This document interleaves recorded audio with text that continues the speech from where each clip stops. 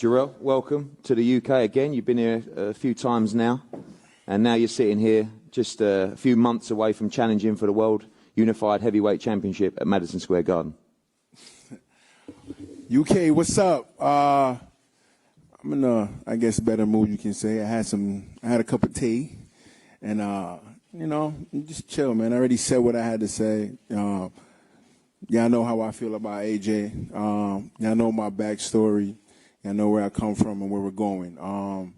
It's a blessing to be here. I just can't wait for June 1st. You know, thanks to my team, thanks to my new manager, Wasserman, and you know, all the UK fans that's gonna tune in and giving me support. And you know, we gonna do the thing, man. And I've been hearing it from the fans themselves. You know, they say AJ's too posh. His nose is up here sometimes, you know, don't give two licks about him right now at this point to me. It's, you know, I'm for the underdogs, you know. So for all the underdogs out there that you know, people telling me not good enough or they're too fat or whatever the discreet that people want to discriminate against you, don't listen to them. Just keep pushing, man, because I'm a proven factor that with hard work, dedication, you know, 1 or 2 cheeseburgers and a cup of tea, you can go real far. And, you know, let's go to work. June 1st, there's going to be fireworks, and it will be that saying I love so much. And you got that smirk on your face, man. And the new, and I can't wait. So tune in June 1st on the Zone for $9.99 and see me kick some butt. God bless. Jarrell, we saw the bad blood last week, but from a boxing perspective, what is it that you see that makes you think you'll be victorious on June the 1st? That's the problem. You think. I don't think. I don't need to think. I just get it done. You know, the way my mentality is set is that any task in front of me, I just go, you know, what's the word I could use? Being PG-13, because I know sometimes the English fans, they don't like the ragamuffin style. So I'm going to give y'all a break today. But you got to go balls to walls, man. There's no turning back. There's no ifs, and buts about it. If I ever doubted myself one step of the way, I would not have made it this far. And we're going to continue to keep going forward, and we're going to continue to work hard. And the game plan is to stop us behind in 7 rounds, point blank, period. Like I said, my mental focus on ground is unmatched, period. And finally, to follow in the footsteps of some Brooklyn greats to win the World Heavyweight Championship, what would it mean to you personally?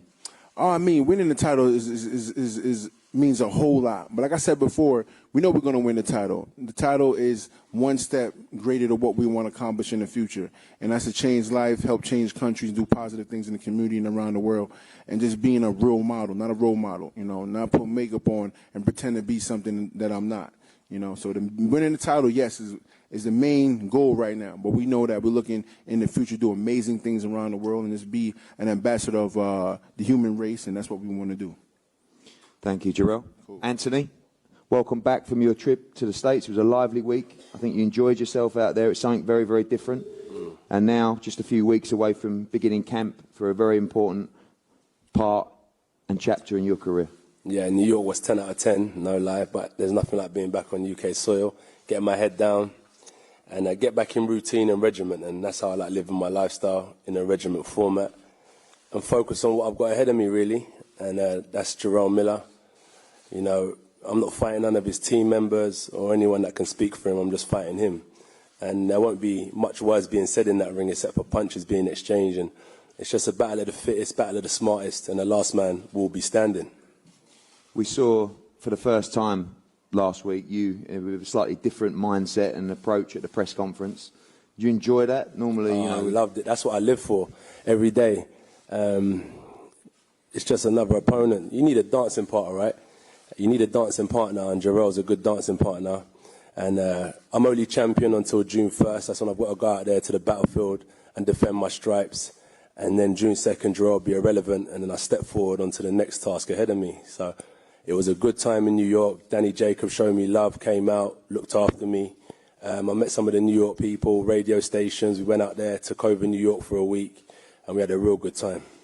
Just following on Rob's comments earlier, a lot of people suggest that you've been, you know, given these opportunities, you know, look, I come from a great family. My mother raised me well, my father raised me well, my aunties and uncles, my cousins, my brothers and sisters. We all looked after each other. My cousin was fighting at the time. I got banned from the area I grew up in, getting in too much trouble, moved out of the area. Like, I sat down at boxing when I used to drive my cousin, because I was making money, so I had the car back then. So I'd pick him up, take him to training, and I'd sit back and I used to think that looks easy. He lent me £25. What's that, $30? I went and bought a pair of boxing boots. He borrowed me some shorts. I started training. I got beaten up a bit. I beat a few people up. And then from that point forward, I realized, do I want to smoke, drink, face the verge of jail, or do I want to focus on boxing? And when I used to get, if you look at the state of my hands, this ain't from boxing, this is from street fighting. So I just used to realize, do I want to kind of get in trouble for fighting on the streets? Or I realized I used to get a pat on the back for fighting when I boxed, so I stuck with boxing. As I said, boxing to me ain't about Jarrell Miller, ain't about Tyson Fury or Dylan Whyte, it's about me. What does it make me as a person? So I changed my whole lifestyle around. I've changed my family's lifestyle, and now we're impacting the community with all of my friends over there. We've got some real good plans to kind of take some positivity to the community. And that's what it means to me. Like when we first turned pro, me and Rob used to train in your garden. We didn't have no gym. We would just train in the garden on the grass in the heat and just grind it out, really. So I think because I sit myself down, I look in the mirror. As I said, Jarrell said, there's no makeup, no fantasies, just reality, hard working, smart working, strategic planning that got us to where we are today. It looks easy, but that's what the people who are great make tough tasks look easy, right? And that's what we've been doing the whole way through. Everyone talks about how difficult this business is. We're in the same business. I'm not in no different business to what anyone else is going through, but we just calculate every step and move forward and never complain, never cry. When Rob was chucking me in there with Olympic champions, 2-time world medalists, when I'd only been boxing a year and a half, I had to swim deep. I didn't get chucked in the shallow end. Like, I weren't no part-time kickboxer or boxer. I went straight to boxing and I took over the game. And that's just what I continue to do. And I was thinking about it today on my way here. I still got 10 years left. I know Rob wants me to cut that short, but nah. This is all I know. This is all I do. As I said, I don't know no football, no rugby, no NFL, no basketball, no kickboxing. I know how to knock people out and beat them up. And all that spirit that this boy's got over there talking shit, I'm going to strip it from him. Every ounce of spirit he's got, that's what I do to people. I'm going to strip him of his soul in that ring. You talk about 7 rounds, I'll still be in there fighting strong. And if he's still in there, look at his face. I'm going to reconstruct his face on June 1st. And I'm really looking forward to the challenge.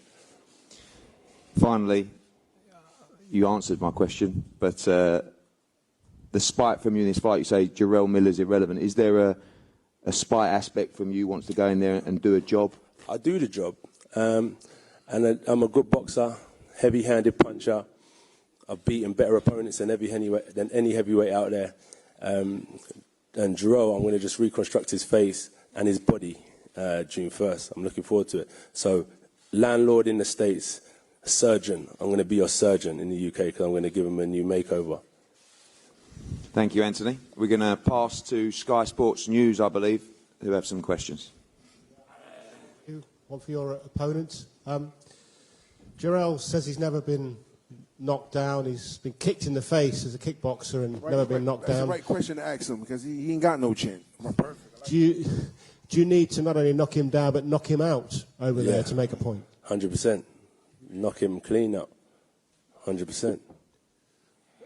Because obviously it's going to be there'll be lots of Brits there, but there'll be lots of his fans there as well. Yeah, I said I want a lot of New York fans there as well because it just shows that we're kind of like people doubted us when we took this fight in the States and they discredited Jarrell Miller saying that he's not popular. I ain't got nothing going on in the States. This ain't the fight that people want to see. We're going to struggle to kind of do numbers in MSG, but we flipped that upside down and it's been a great promotional journey so far.